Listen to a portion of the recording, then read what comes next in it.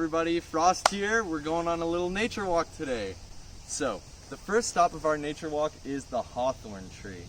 The interesting about the hawthorn tree is that it has berries called haws and pretty big thorns. That's why it has the name hawthorn.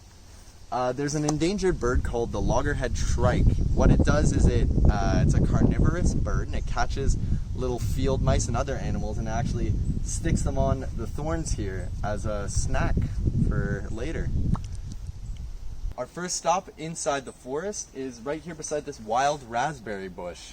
Now, I know what you're thinking, yum, raspberries, but this is not the same.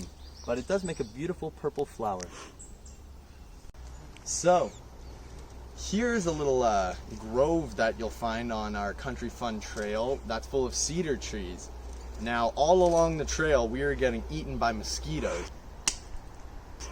But here, the mosquitoes are a lot less because they don't actually like the scent of the cedar bark. You can tell it's a cedar tree because it's got that pretty unusual looking bark all up and down the trunk.